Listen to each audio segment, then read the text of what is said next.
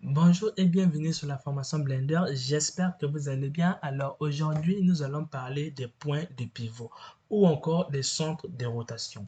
Ça vous est déjà arrivé dans Blender, quand vous cliquez ici, vous vous demandez à quoi ça sert ces choses ici. Et je pense que c'est l'objet de cette vidéo. Je vais vous expliquer à quoi ça sert ces choses. Dans la vidéo précédente, je vous ai expliqué ça, à quoi ça sert et comment même créer vos propres transformations d'ici.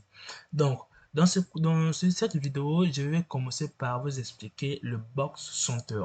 Le Box Center, ça va vous permettre de sélectionner vos objets en prenant juste le centre de vos objets. Donc, ce n'est pas vraiment le centre, mais comment le déterminer? Pour le déterminer, je vais passer ici pour vous montrer comment on le détermine, le centre. Parce que quand je clique sur les trois objets et que je fais une rotation, on peut déterminer là où commencent les pointillés et on voit que ça finit par là où il y a les flèches, mais on voit pas, on sait pas là où ça commence. Donc pour le déterminer, c'est facile à comprendre, mais un peu difficile à expliquer. Donc je viens ici, je vais prendre les bordures ici. Donc faites en sorte de ne pas laisser un objet dehors et faites en sorte aussi que vous preniez bien tous vos objets. Alors, une fois que vous êtes ici, puisque ce sont les trois objets que j'ai sélectionnés, alors je dois le mettre aussi dans le rectangle en question. Une fois que je l'ai fait, comment maintenant trouver le centre? C'est plutôt facile pour le trouver. Vous venez ici sur le milieu ici. Donc, comme vous le savez, vous venez sur le milieu, vous tracez ici. Et vous venez aussi sur le milieu et vous tracez. Là où les axes là se croisent, c'est là où sera votre centre de rotation. Donc, quand je fais une rotation, je vais venir dans la sélection, je sélectionne tous.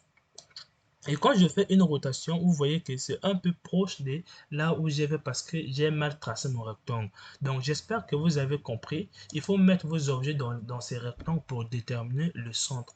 Moi, habituellement, je l'utilise rarement. Donc, je ne sais pas si vous l'utilisez vraiment beaucoup, mais j'espère que vous avez compris et je vous ai expliqué.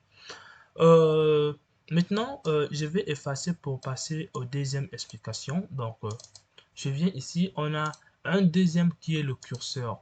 Donc, par exemple, quand je tourne mon objet ici, ça tourne. Oh là là, je pense que je devais remettre ici.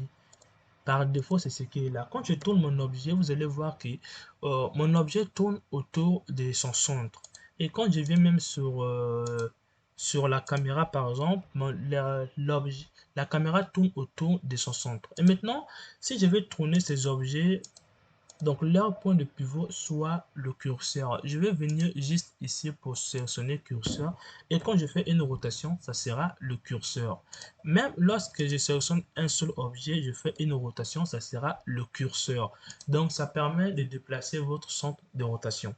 Maintenant, je vais passer sur individuel. Je pense que c'est ce qui est même la plus importante sur tout ce que je vais vous montrer ici, c'est individuel.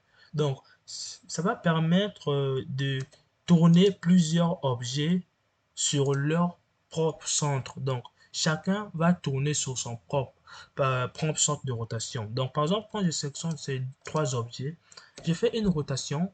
Comme vous le voyez bien, ces objets tournent autour de leur propre centre. Donc, ça peut vous arriver quand vous modélez, vous avez plusieurs objets et que vous voulez les faire tourner. Vous allez venir prendre individuel ici, individuel origine pour changer, pour faire chacun tourne autour de son centre. C'est différent que lorsque je suis en curseur ici, chacun tourne autour du curseur et c'est différent lorsque je fais ici, chacun tourne autour, comme vous voyez ici, au centre, au milieu de leur formation. Bref, j'espère que vous avez compris. Je vais maintenant passer au médiane. Le médiane, bon, c'est pas si compliqué aussi à comprendre, mais c'est entre vos objets, c'est le milieu intérieur. Donc, comme vous voyez, vos objets, je ne sais pas sa forme, voilà. Comme vous voyez, vos objets, c'est le milieu de votre objet. C'est le milieu d'ici où va être le centre de rotation. Donc, quand je fais une rotation, comme vous le voyez, sur le milieu. Et comment déterminer le milieu de la rotation de vos objets? Donc, je vais une fois revenir ici. Je prends ici et ici, je trace, je viens ici, je pense que je les ai mal tracés. Je viens ici, je trace, Shift pour que vous voyez un peu là. Ok.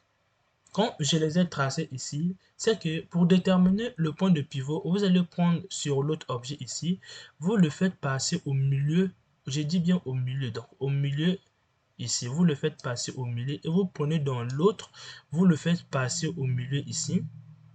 Et ici aussi, vous prenez dans l'autre, vous le faites passer au milieu. Et quand je vais faire une rotation sur les trois objets, donc sélectionnez les trois objets, je vais venir ici pour sélectionner. Donc, je vais sélectionner ces trois objets avec Shift. Je fais une rotation. Vous voyez bien que le centre, c'est bien le milieu de ce que je vous ai expliqué. Donc, c'est le milieu de la formation de vos objets.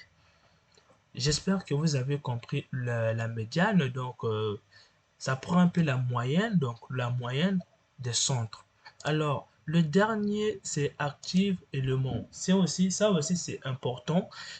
Si par exemple, vous avez sélectionné plusieurs objets et que vous voulez que ça tourne autour d'un seul objet, ici par exemple cet objet ici, ayez bien en tête que l'objet qui va ou qui aura le centre de rotation, c'est l'objet qui est sélectionné en jaune. Donc quand je fais une rotation, vous voyez bien que l'objet tourne autour, les autres tournent autour du centre d'un autre objet. Donc j'espère que vous avez compris un peu ici. Et la manière la plus avancée de faire les centres les rotations, c'est de venir ici dans les contraintes, d'utiliser le contrainte qui est là, le pivot. Ça, c'est ce qui est vraiment très évolué. Donc, ça, c'est la manière complexe d'utiliser les rotations. J'espère que vous avez compris. On se retrouve dans la prochaine vidéo auquel je vais vous expliquer les montations et les paramètres qui se trouvent dans les montations.